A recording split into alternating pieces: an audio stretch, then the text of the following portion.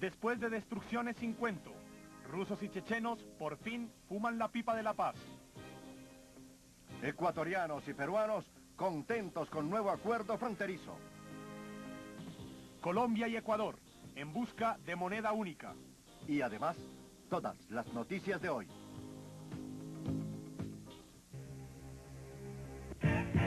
Mundo 3, las noticias internacionales en profundidad.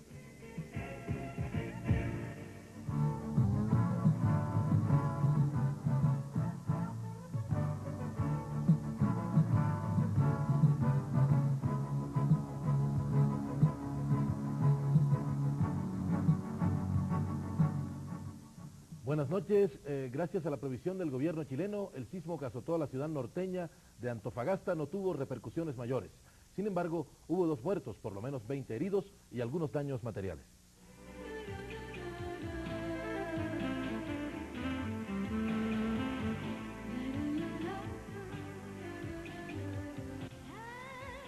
Mazda, en el camino de la civilización.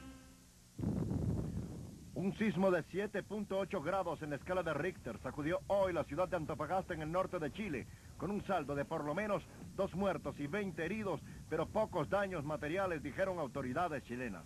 El epicentro se situó a 40 kilómetros al noreste de Antofagasta, mientras funcionarios locales informaron que el terremoto afectó un área de 1.500 kilómetros y causó daños en la ciudad de Copiapó. El sismo, que se sintió en ciudades tan distantes como Buenos Aires, tuvo una duración de 90 segundos y fue seguido por 2 réplicas con una magnitud de 6 grados. A pesar del terremoto, Antofagasta no resultó muy afectada y se prevé que el suministro de agua, que fue interrumpido al romperse varios acueductos, será restituido hoy. 80 personas tuvieron que abandonar sus casas y al menos 8 edificios tendrán que ser demolidos. Pero los daños fueron limitados, ya que Chile tiene estrictas regulaciones de construcción por ser un país con mucha actividad telúrica. De otro lado, el presidente Eduardo Frei y el ministro de Defensa Edmundo Pérez viajaron a la zona para hacer una evaluación de los daños.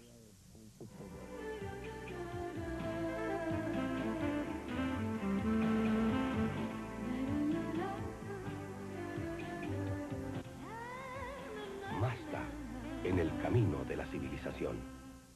Como en ciertos chistes malos, en Rusia hay hoy una noticia buena, que por fin rusos y separatistas chechenos firmaron la paz, después de despedazarse en una guerra que parecía interminable. Y también una noticia mala, que esa firma de paz no es del todo confiable, puesto que el rebelde checheno Zohar Dudayev la rechazó. Noticia del día, con el patrocinio de Avianca, la aerolínea de los colombianos.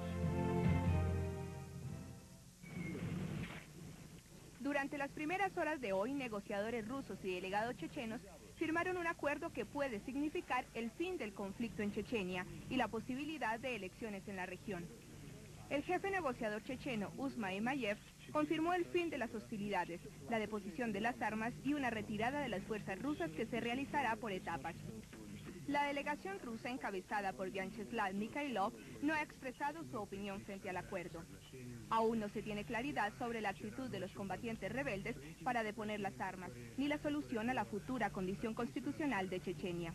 Por su parte, varios comandantes chechenos afirman que no aceptan nada menos que la independencia y juraron asesinar a quien se aleje de los esfuerzos independentistas.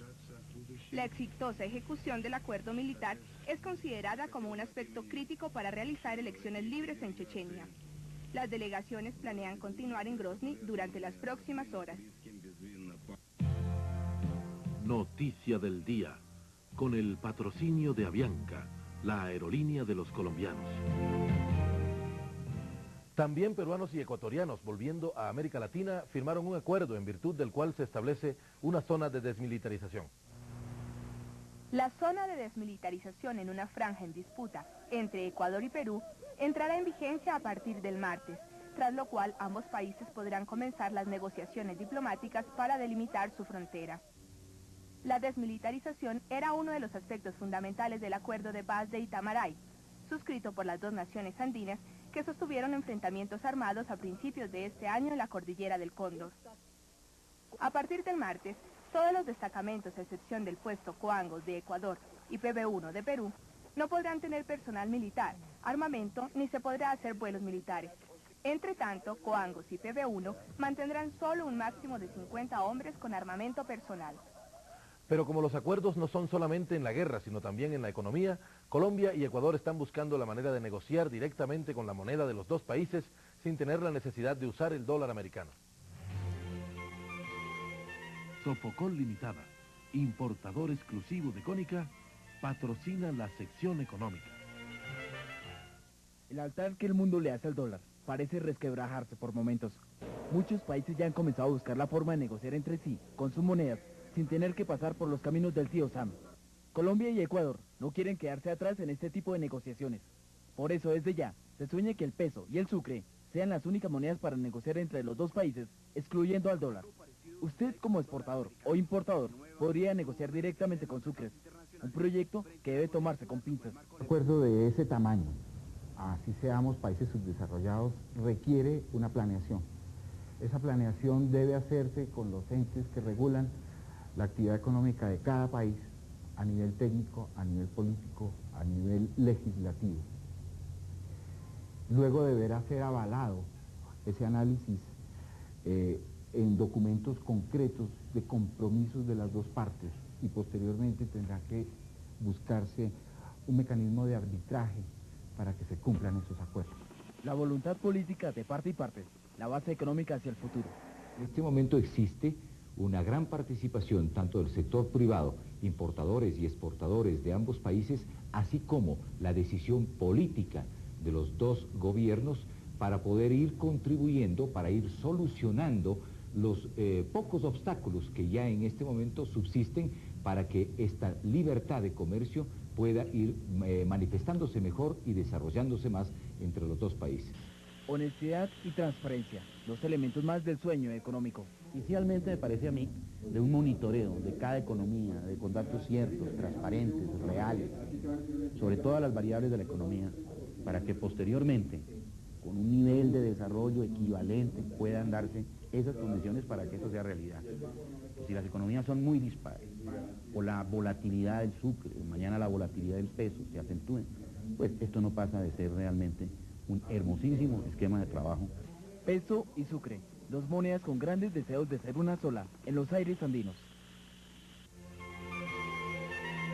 Sofocol Limitada, importador exclusivo de Cónica, patrocinó la sección económica. Por segundo año consecutivo, el rudo y polémico senador Jesse Helms trató de bloquear la asistencia económica de Estados Unidos a Nicaragua, pero tal y como ha ocurrido con él en los últimos tiempos, su iniciativa se quedó en el escándalo. No prosperó.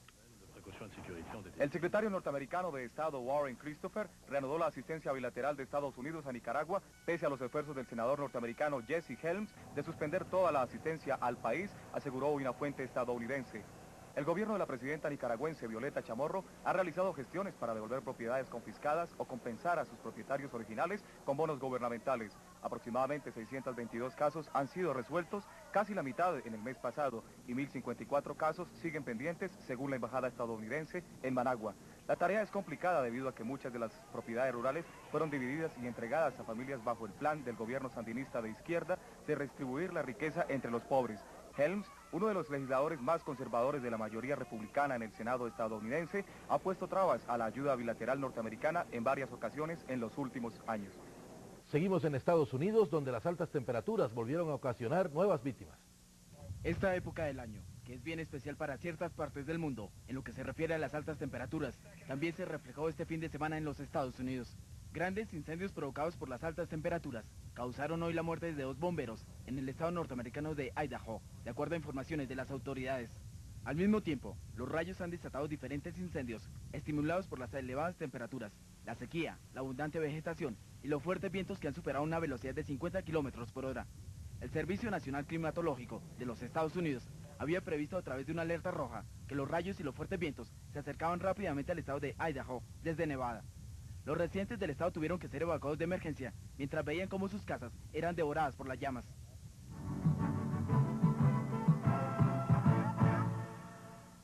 El canciller cubano Roberto Robaina dijo hoy que su gobierno no está interesado en volver a la OEA si se le imponen condiciones. A continuación, otras noticias del mundo en nuestro primer recorrido por la actualidad internacional. En Kinshasa, capital de Zaire, fuerzas de seguridad abrieron fuego contra manifestantes del Partido Luburista Unificado PALU, dejando un saldo de 39 heridos y 10 muertos. Testigos afirmaron que unas 2.000 personas desfilaron ante el Palacio de la Legislatura y que algunas de ellas lanzaron piedras, pero que se sorprendieron cuando las fuerzas de seguridad comenzaron a disparar. Por su parte, el Grupo de Derechos Humanos en Zaire, ASADO, denunció el tiroteo y exigió al primer ministro Kengo Wa-Dondo que formule una nueva ley que permita las manifestaciones públicas. 6 días completa India de convivir con las inundaciones, que ya dejan un número de 72 personas muertas víctimas de las fuertes lluvias. Las muertes fueron causadas por los derrumbes y deslaves en el estado de Jammu, en el Himalaya, así como en Cachemira.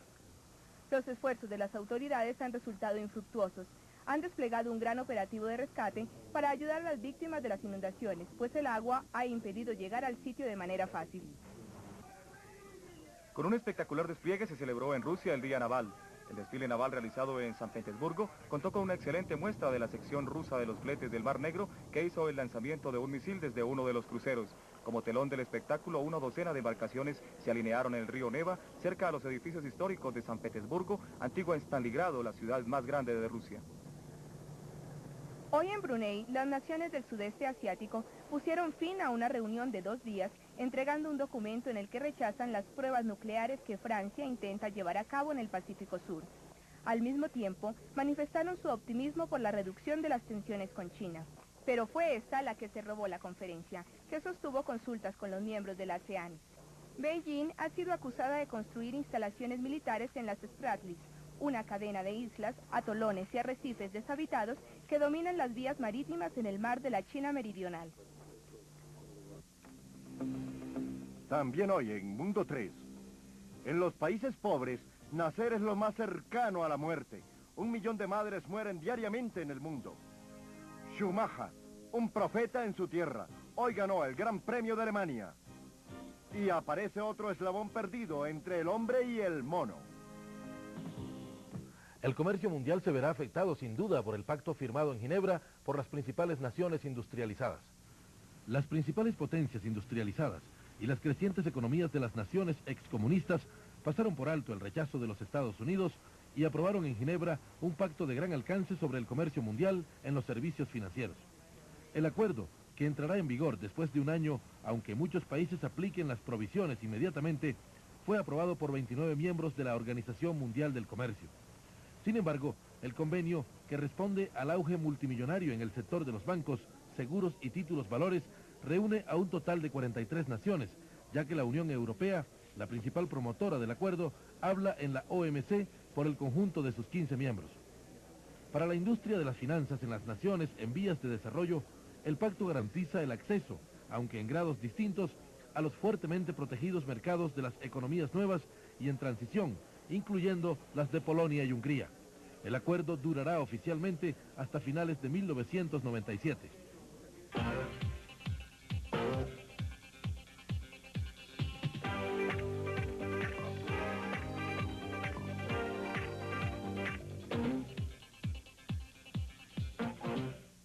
Bienvenidos a la información deportiva en Mundo 3. El irlandés Wayne McCulloch se convirtió en el nuevo campeón mundial de peso gallo, versión del Consejo Mundial de Boxeo, al derrotar por puntos al japonés Yasui Yakushige. Entre tanto, en automovilismo, Michael Schumacher demostró hoy que sí se puede ser profeta en la tierra propia, al ganar el Gran Premio de Alemania. Aquí mando yo, parece haber dicho Michael Schumacher, al imponerse en el Gran Premio de Alemania esta mañana. El campeón, utilizando la ventaja otorgada por su más serio rival, Damon Hill, al retirarse, logró imponerse claramente al compañero de equipo y también británico David Coulthard. La victoria de hoy le permite al alemán ampliar su ventaja sobre Hill en 21 puntos, a falta de 8 carreras para el final del torneo. Pero más allá de estos logros está el haber sido el primer alemán en triunfar en su tierra. Gesta aplaudida hoy por 128.000 compatriotas presentes en la pista de Hockenheim. El estadounidense Carl Lewis se lesionó durante el Festival Olímpico que se disputa en Colorado y será difícil que pueda competir en el Campeonato Mundial de Campo y Pista que se inicia el sábado en Gotemburgo. El atletismo está de fiesta con la ruptura del récord mundial de salto largo, una afrenta cubana a los atletas de laboratorio fabricados en estos tiempos en naciones industrializadas. Una gran controversia se ha desatado en Italia desde la prensa señalando que al momento del salto largo, que batió el récord mundial logrado por el cubano Iván Pedroso, habría existido una medición irregular en la velocidad del viento. Tuttosport, diario italiano, señala que un hombre de abrigo azul habría bloqueado al viento al pararse frente al anemómetro. El Corriere della Sera, por su parte, preguntó, ¿estamos hablando de sabotaje? ¿De una trama programada? Y el árbitro encargado de controlar el aire, Denis Morino, aseguró no haber visto nunca a ese hombre de azul.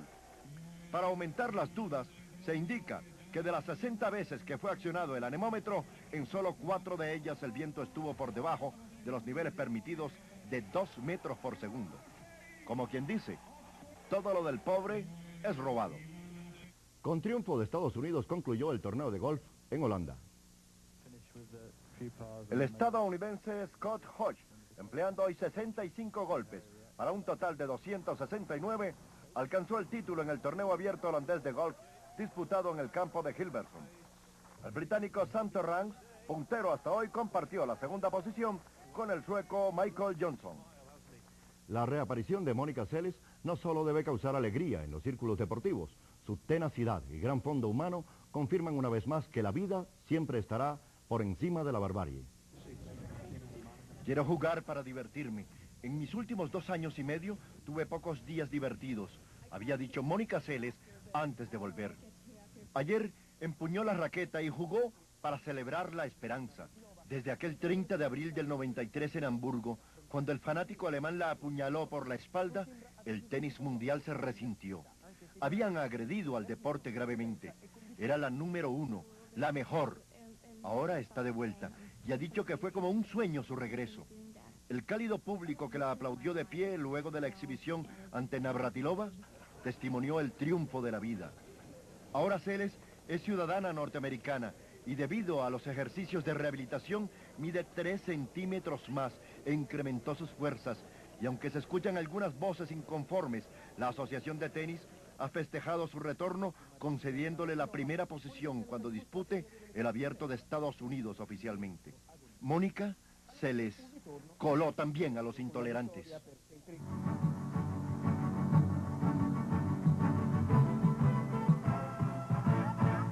En Irlanda, donde una leve mechita puede terminar convertida en una llamarada debido al fanatismo religioso, las declaraciones de un líder del Sinn Féin han armado un nuevo tierrero.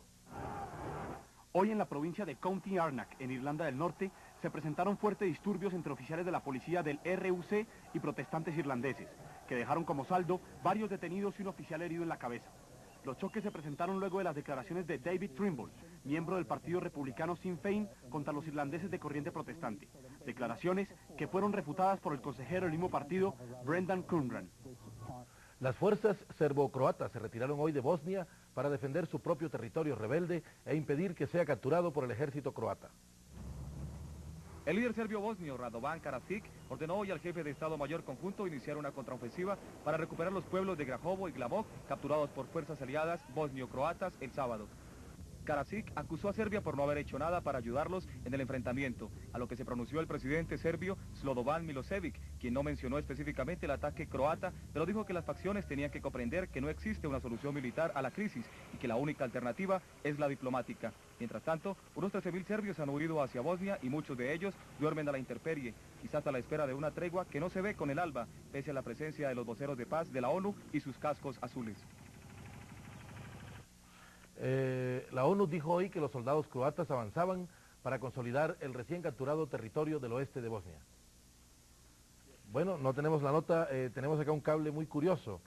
El crimen no paga, pero será costosísimo.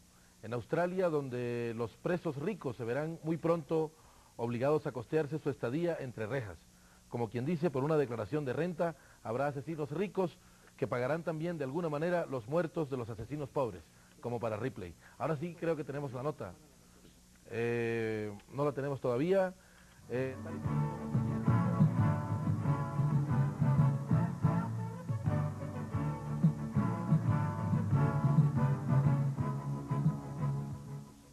Tal y como anunciamos ayer, Israel levantó la clausura de la frontera que dejó a unos 2 millones de palestinos atrapados en Cisjordania y Gaza durante 5 días.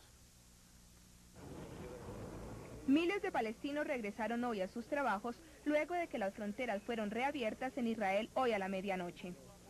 Unos 2 millones de palestinos habían quedado atrapados en Cisjordania y Gaza durante 5 días, después de que Israel clausurara sus fronteras por el ataque de un islámico a un bus de Tel Aviv, en donde murieron 6 judíos y el atacante.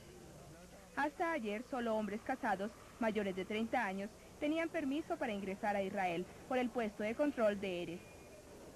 Al tiempo que los palestinos se dirigían a sus trabajos, los negociadores viajaban a un balneario para seguir con las conversaciones.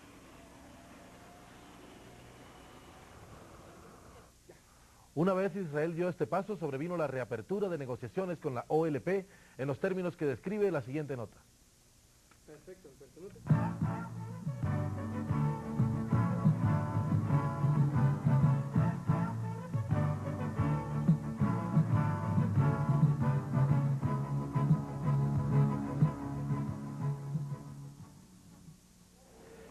Hoy se reanudaron las conversaciones entre la OLP e Israel en el centro vacacional de Eilat en el Mar Rojo. Las negociaciones suspendidas el pasado lunes, luego de un atentado suicida contra un autobús en Tel Aviv, parece que al menos se realizarán en un ambiente más relajado. El canciller israelí Shimon Peres fue anfitrión en su residencia de los jefes de las delegaciones, el israelí Ubi Savir y el palestino Ahmed Korei. Los negociadores esperan poder concretar al fin la ampliación de la autonomía palestina, acuerdo pospuesto en varias ocasiones. La última vez que se incumplió la fecha para llegar a un acuerdo fue el 25 de julio, y lo más probable es que los diálogos se prolonguen por más de una semana, según lo afirmó un funcionario de la OLP en Gaza. Israel probó hoy su proyectil anticohete Arrow, financiado por Estados Unidos, en medio de posiciones encontradas. Las industrias aéreas israelíes probaron con éxito el nuevo misil antibalístico Arrow 2. El misil fue financiado por el Departamento de Defensa de los Estados Unidos, con un costo total de 1.25 billones de dólares. Israel espera que estos misiles logren tener la misma eficacia de los célebres Patriots, utilizados en la guerra del Golfo Pérsico para acabar con los escudos de defensa iraquíes. El gobierno judío planea poner en operación 2 unidades móviles de misiles Arrow 2 para poder garantizar el 85% de la seguridad del país. Gracias a la colaboración y a las presiones de Washington, se pudo concretar este proyecto que se inició en 1980. Cable procedente de México. Un equipo del Servicio de Guardacostas de Estados Unidos rescató hoy a 4 estadounidenses y su guía mexicano, perdidos desde el viernes frente a las costas de Baja California. Ahora sí, vamos con el resumen noticioso de la semana. Los presidentes latinoamericanos llegaron bajo estrictas medidas de seguridad para asistir a la ceremonia de toma de posesión del presidente Alberto Fujimori. Fujimori, que se posesionó para su segundo periodo, ganó la reelección el 9 de abril y su partido obtuvo una mayoría sorpresiva de 67 escaños en el Congreso. El secretario de Defensa de los Estados Unidos, William Perry, inauguró una cumbre entre los ministros de Defensa y funcionarios de las Naciones de las Américas con un llamado a nuevas relaciones, basadas en la confianza, la cooperación y el consenso. Dijo que los Estados Unidos demostrarían su compromiso con una política de transparencia al notificar a los gobiernos de las 33 democracias del hemisferio antes de hacer ejercicios militares multilaterales en la región. Cientos de manifestantes que se oponen al gobierno israelí se reunieron hoy en Tel Aviv después de que un asesino suicida hizo explotar un autobús en un suburbio de la capital, dejando un saldo de 6 muertos y 32 heridos. Los manifestantes en la escena de la explosión llevaban antorchas, mantas y coreaban consigna contra el primer ministro israelí Yitzhak Rabin y contra la continuación de las negociaciones en el proceso de paz con los palestinos. Miles de argentinos rindieron el último homenaje a uno de los últimos representantes de la época dorada del tango, el pianista y compositor Osvaldo Pugliese. Conocido como el maestro, Pugliese murió en una clínica de Buenos Aires a la edad de 89 años.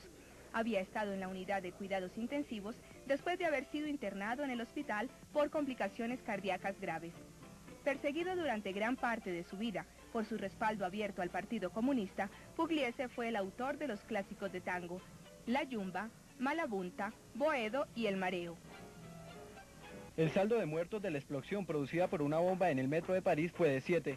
Momentos de pánico se vivieron poco después del incidente, cuando una alerta de seguridad desencadenó una ola de falsas alarmas.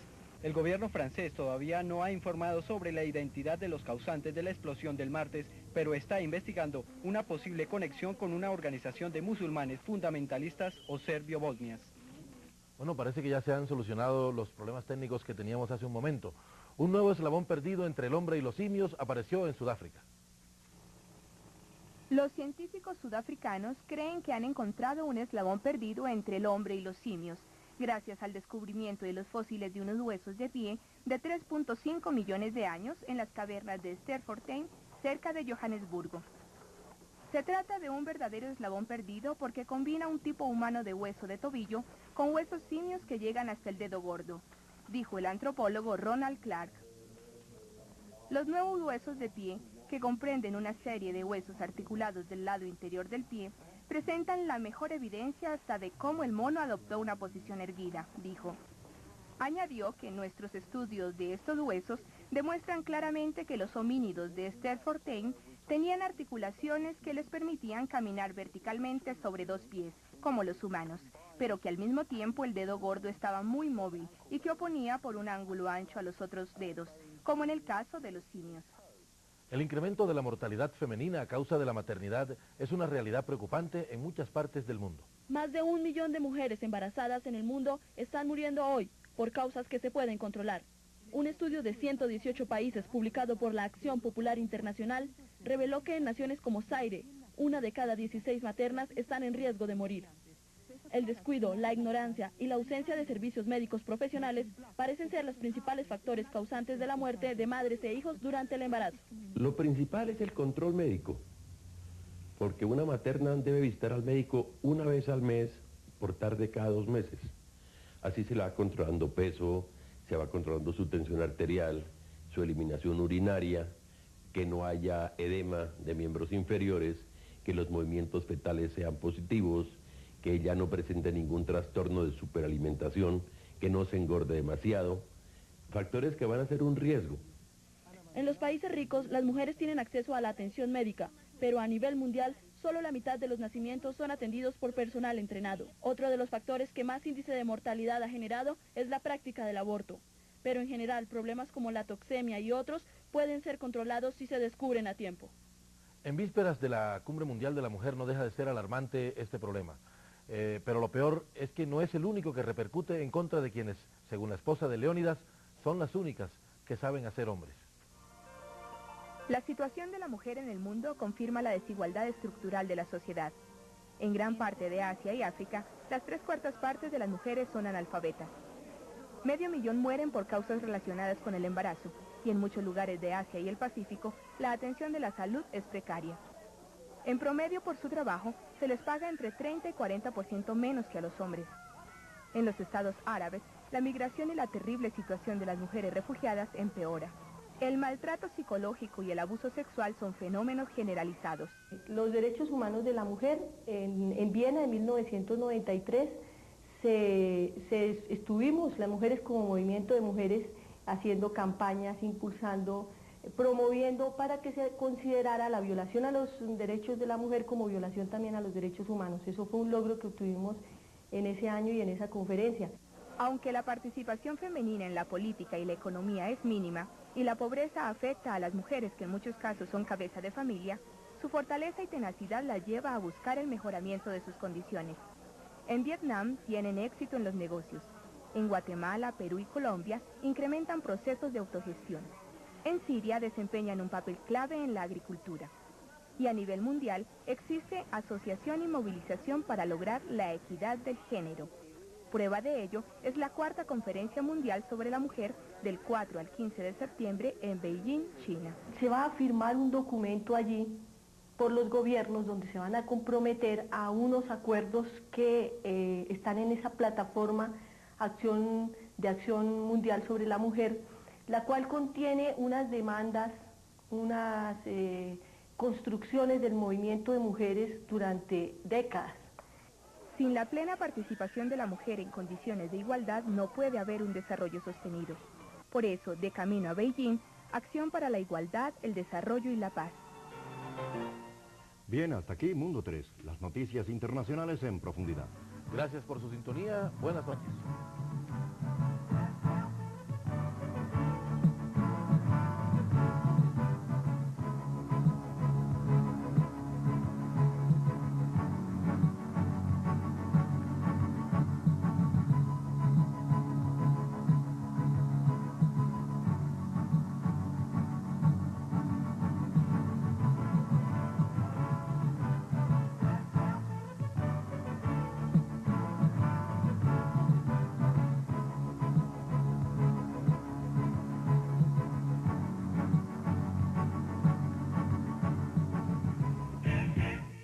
Mundo 3, las noticias internacionales en profundidad. Después de destrucciones sin cuento, rusos y chechenos por fin fuman la pipa de la paz. Ecuatorianos y peruanos contentos con nuevo acuerdo fronterizo. Colombia y Ecuador en busca de moneda única. Y además, todas las noticias de hoy.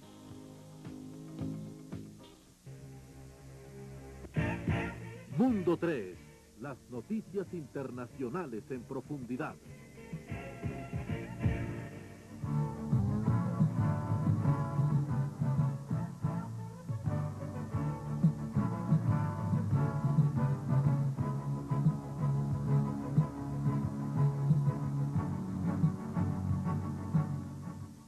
Buenas noches.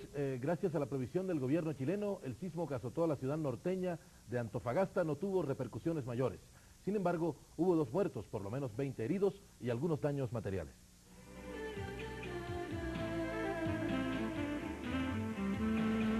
En Chechenia y la posibilidad de elecciones en la región. El jefe negociador checheno, Uzma Emayev, confirmó el fin de las hostilidades, la deposición de las armas y una retirada de las fuerzas rusas que se realizará por etapas. La delegación rusa encabezada por Vyacheslav Mikhailov no ha expresado su opinión frente al acuerdo. Aún no se tiene claridad sobre la actitud de los combatientes rebeldes para deponer las armas, ni la solución a la futura condición constitucional de Chechenia. Por su parte, varios comandantes chechenos afirman que no aceptan nada menos que la independencia y juraron asesinar a quien se aleje de los esfuerzos independentistas. La exitosa ejecución del acuerdo militar es considerada como un aspecto crítico para realizar elecciones libres en Chechenia. Las delegaciones planean continuar en Grozny durante las próximas horas. Noticia del día, con el patrocinio de Avianca, la aerolínea de los colombianos. También peruanos y ecuatorianos, volviendo a América Latina, firmaron un acuerdo en virtud del...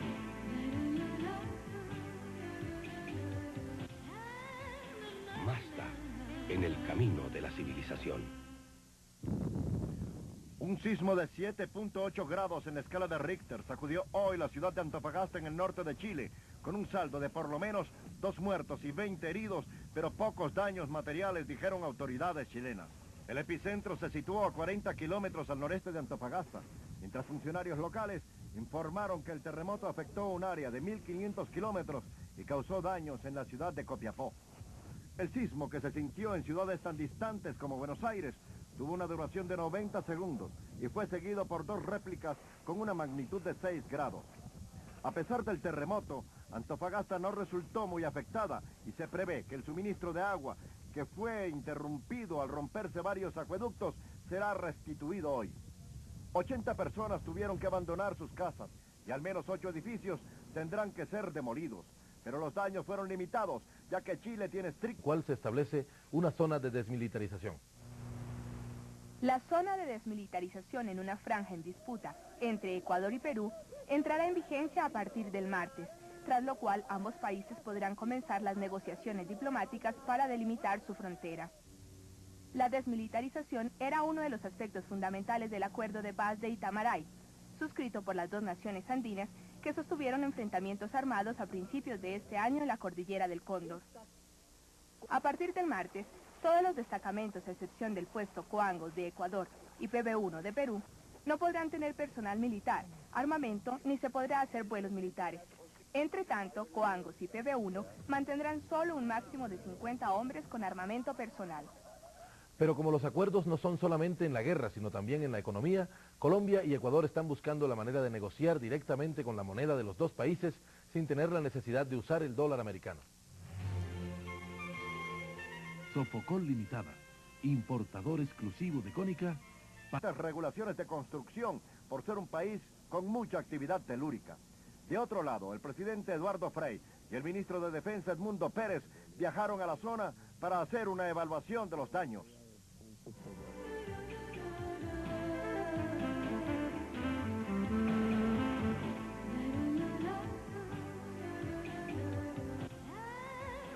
Mazda, en el camino de la civilización.